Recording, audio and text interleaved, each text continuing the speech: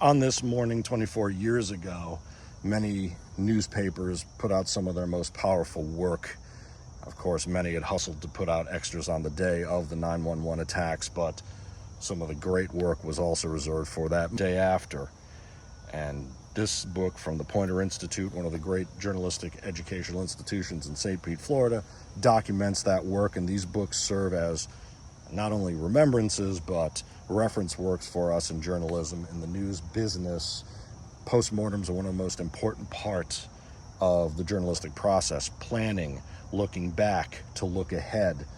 These works are some of the most intensive concentrations of every element that designers and editors and reporters and photographers and graphics folks learn and bring to bear when something of this magnitude happens.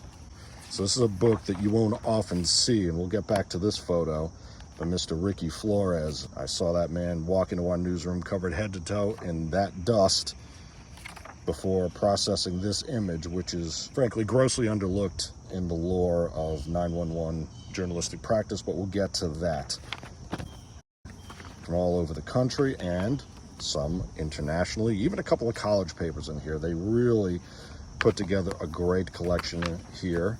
And you'll see from small papers to large, as we walk through this, notice the differences. Notice the traditional and the untraditional approaches here. Okay, the typical approach is lead headline. You send the reader down the right side here and you got a lead photo here. Or of course you can go across. Then again, you can do something like this, where you clear out all your furniture and you put your reefer package down bottom here. San Fran Examiner goes the extra step with the half-staff flags, half-mast as at sea, of course, and the very challenging headline there, the Merc, always clean. 3 layers of headline and the across the page photo, checking that over the fold. You know, over the fold, the digital folks did not originate that. Now extra here on the OCR, the Orange County Register, maybe that's a bit big. I don't know, do you get the plain over the fold? You're just about there. Denver Post. There's many ways you can do it, and one of the things we do in these postmortems is create checklists of what needs to be out on the front page in events like this. Hartford Courant, one of the cleanest. I could argue that you don't need that drop head at all, but a unique take from AFP, Agence France Presse, a great photo there. You know, a big part of producing the daily product, the daily miracle, is making the choices that align with your particular perspective of the world. That's what people are buying day in and day out. The Washington Post went tight but powerful. New York first, Pentagon second. Terrorist hijack 4 airliners, and this is the morning after. This is the Wednesday of the 12th. I'd argue maybe those headlines could be one line less at that point, as we used to say. Remember, this is the days of the internet just coming to the fore. But of course, we would always ask, well, what are we going to do now that the story's been on TV all day? So, nice 5-story package. The 2 main elements there, the takeout pieces with the labels. Infamy, the Washington Times, yep, attacked. Those one-word headlines, depending on whether you're using condensed or more of a black, a bold black. Miami Herald, always clean, that half column there. And 2 1.5-ish columns of article. Again, the extras from Orlando and St. Pete. Now that's interesting, a handful of a deck right down there, or you could call it a nut graph. This is more of a collection of headlines, but or you can do it up top. Bam, bam, bam.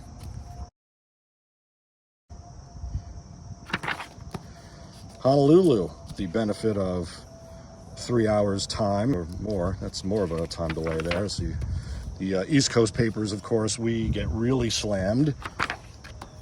The Indiana Daily Student. Now that's a great staff right there. Okay.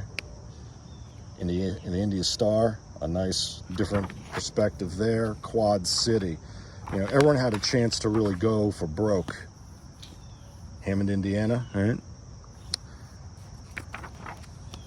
Des Moines, Globe Gazette. Again, sometimes you just have to break those rules.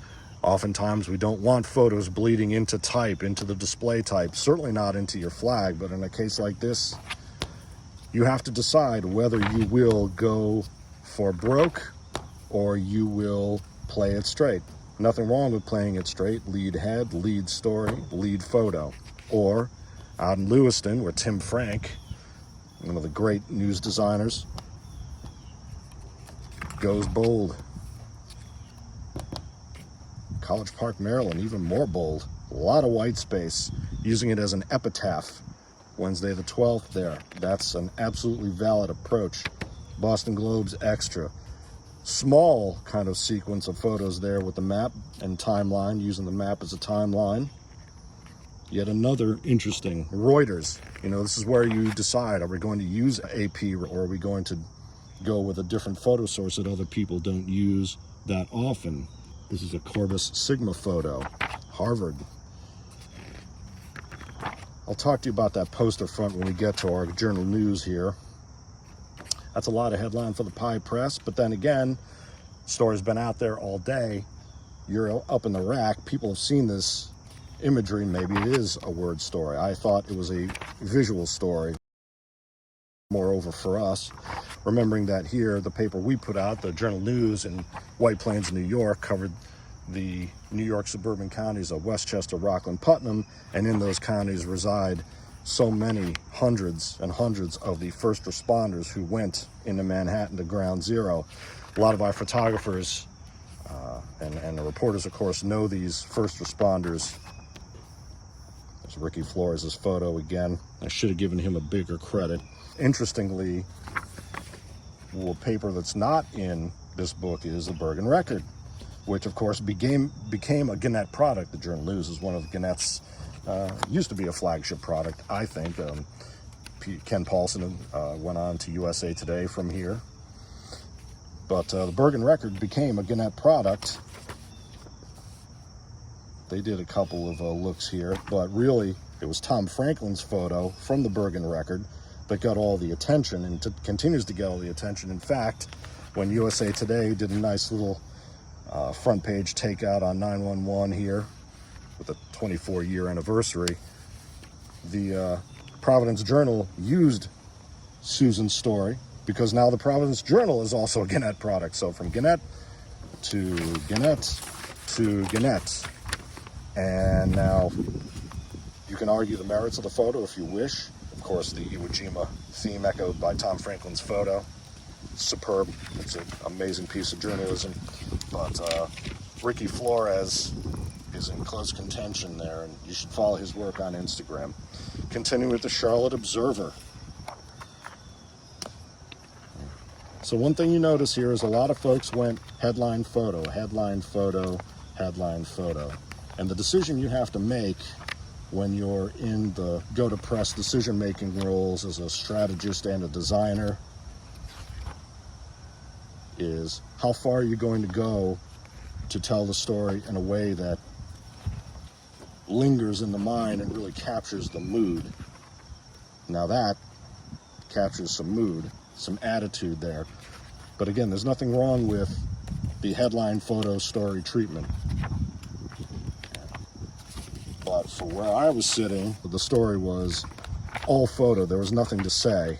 And I wanted to reflect that on our page, so I happened to be in Montreal at the time and drove back down Route 87, figuring I'd either go to Connecticut and take my parents to safety if the attacks continued, or go to the newsroom and jump in with the rest of my cohorts who, trust me, don't need to be told when to report to work. You have to kick folks out of the newsroom when things like this happen to keep them sane. USA Today, absolutely. Now that's a bold move, putting reefers, that's teases that refer folks to other stories, putting them right on the photo. Oh my goodness, it's a bold move. You might have cut the photo off here and put them underneath, but hey, Sydney, look at that. Australia, I love it. Go for it. And then there's the old Wall Street Journal back in the day with the 2 columns of what's news. My goodness, before they went kind of suburban metro look around the world. Ottawa, sure hope we got some Toronto in here. The Globe and Mail, impeccable product always. Guardian. Just go big.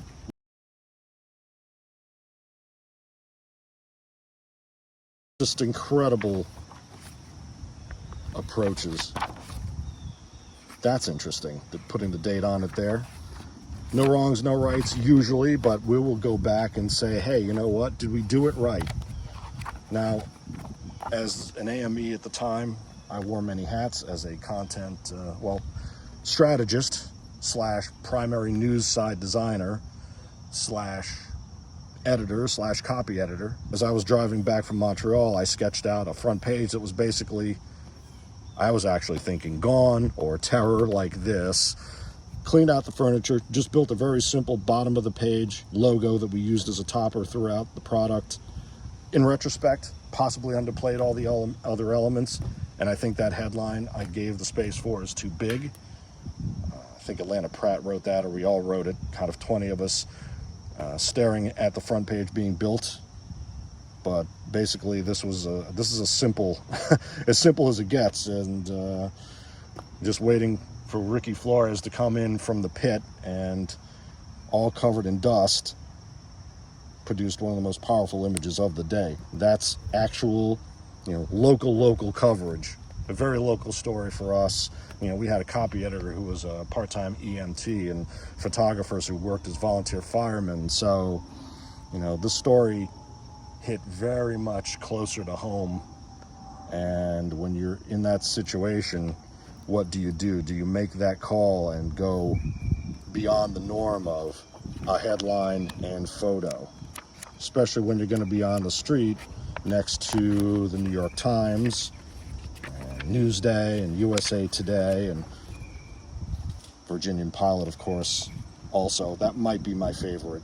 The Virginian Pilot is one of those papers that I don't care where you work in news, they're the ones to watch. Seattle Post-Intelligencer is another one, used to be very, look at that, even the little detail with kind of the thumbprint bullets there. These details matter. The Spokesman Review always loved their flags. Seattle Times, good stuff.